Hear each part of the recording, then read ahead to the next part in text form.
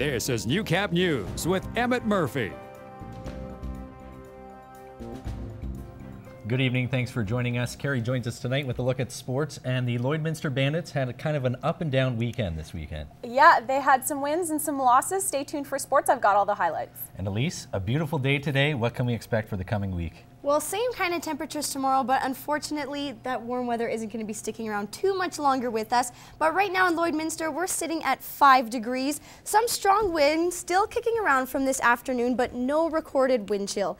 And 7 degrees in the Lakeland region with some light cloud cover, and going up to 8 degrees in the Battlefords with a clear night, but they are getting some strong winds. I'll have more information on your local forecast coming up in a few minutes.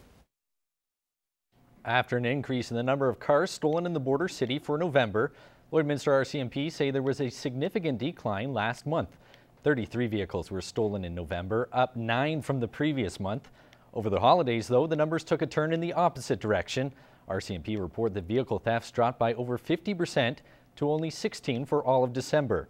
RCMP still want to advise you to take appropriate steps to reduce the risk of having your vehicle stolen. They suggest always locking your vehicles. Even when you leave the car running to warm it up in the morning, do not leave valuables in clear sight. Park in areas with overnight parking and use garage parking if available. The time has come. Students will be flying back into the classroom Monday morning. As Mike Baden explains, the holiday season flies by every year, but it's always nice to get back in the swing of things. The time off was filled with family fun, rest, and some special events. Spending time with them over Christmas and not having the hustle. We actually went to the World Juniors, so it was really good. Had a lot of fun with the boys. He had fun. With school starting up, normal day-to-day routines will as well. Are you excited for the kids to finally go back to school after this long time off? Yes, very excited. Means I get my house back. Most parents are happy that they can once again have some peace and quiet around the house, but some students aren't as excited. Unfortunately, yes. Are you excited about it at all? Not entirely. Exams, but... Jody, Pollard, a teacher at Bishop Lloyd Middle School, says while most kids don't enjoy putting down the television remote for a textbook, there's always excitement when students reunite with friends they haven't seen in a couple of weeks. You know, kids are always say they don't want to be at school, but when they're away a couple weeks from their friends and that, they always like to get back and visit and hang out for sure. It's nice to have them home, but it's also nice for them to get back to structure and back into the routine of things. It keeps them more grounded and happy than having all that free time. Mike Baden, Newcap News. The border city has a tournament that has been going on for over a decade, and organizers are looking for your participation. Elise Cox explains exactly what it is and how to get involved. Players paired up and got down to business in the Lloydminster Legion's monthly crib tournament. We've been running crib tournaments since back in the 1960s.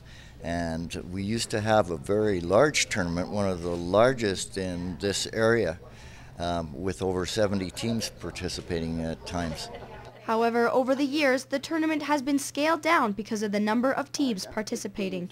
The tournament draws in about 15 to 20 teams each month. The top 3 teams are given a percentage of the money from the entry fees, but the Legion likes to reward everyone who is participating.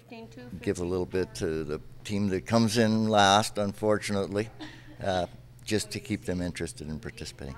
And it's not just Legion members who are entitled to participate and win some extra cash. However, this monthly tournament is open to everyone. Everyone is welcome. The tournaments are on the first Sunday of every month, and there is a $10 entry fee.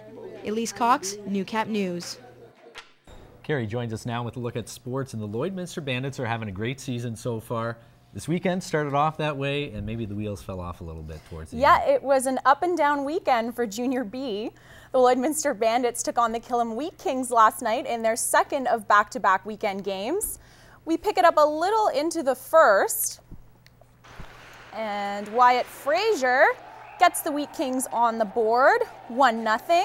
Then the Bandits answer right back. Chris Romanchuk to Cody Sawa, make it a tie game. Into the second now. Colby McDonald, he gets the Bandits up 1.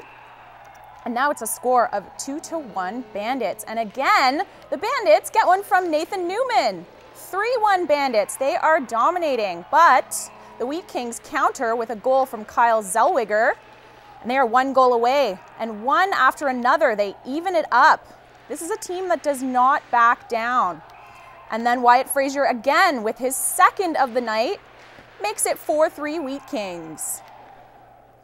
Even through the third, the Bandits couldn't even it up. A far different game from their 12-2 win over the Titans Friday night. The Lloydminster Bobcats visited Canmore last night to get a 4-2 win over the Eagles. Tyler Briggs manned the net once again, and Mitchell Gardner got the star for the Bobcats with his 2 assists. And the Bobcats play their last of 3 away games in a row tonight. Visiting Okotoks to take on the Oilers, they will have only a couple of days off before getting back into action at home on Wednesday. The Bonnyville Pontiacs won 6-2 against the St. Albert Steel at home last night. The Steel struggling with only 7 wins and 35 losses. The Ponts are also back in action on Wednesday when they play the Crusaders in Sherwood Park. On to some volleyball. The Lady Rustlers team lost 3-0 to Nate last night with a road trip for both them and the men's volleyball team. Both teams were hoping for wins, but they both lost 3-0. The Lloydminster Border Kings keep proving they deserve the top spot, beating the Admirals last night in Sylvan Lake 3-1. And they are back at home again this evening, taking on Fort Saskatchewan. The Lloydminster Curling Club held a Bonspiel yesterday. It was not only in memory of a former club curler, but it was for kids from grades 6 to 8. Called the Little Rockers Bonspiel, around 35 kids turned up to learn more about the brooms and rocks, all in memory of Myrna Sieben. What better way to spend a Saturday afternoon than to join your friends in some curling? It was Myrna Sieben's vision to host a Bonspiel for youngsters to help instill the love of the game, as well as bring together our younger members of the community. It started out as us trying to fulfill a dream of one of our Border City Optimist members who passed away, Myrna. And so we had it last year for the first time. This is our second event. And it's great to see. We have some volunteer coaches and helpers that come out. Myrna was an avid curler who unfortunately passed away a few years ago. But that didn't stop her vision from happening. This was the second annual Little Rockers Bonspiel, and it went off without a hitch. We start with a clinic in the morning where we coach them, and in the afternoon they are actually curling a game this afternoon.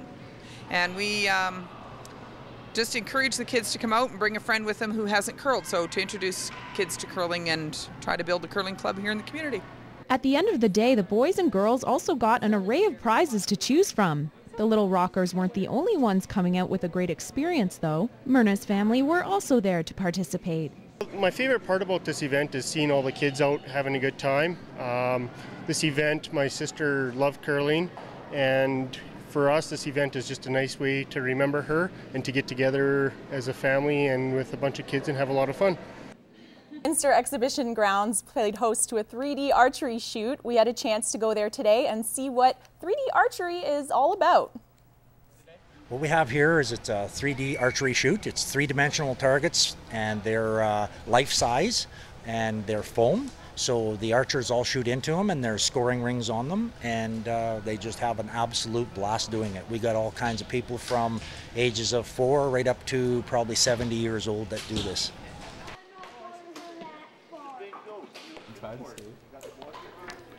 Cal Wakeland has coached for 30 years and organizes many of the local archery events along with his wife Sherry. Each target at the event is available for purchase. Handmade by many archers themselves, adding a 3D target to your practice is always a good way to improve. The shot competition was a hit where participants paid $10 and had a chance to win thousands of dollars. But the grand prize for this event was a brand new 2012 archery bow.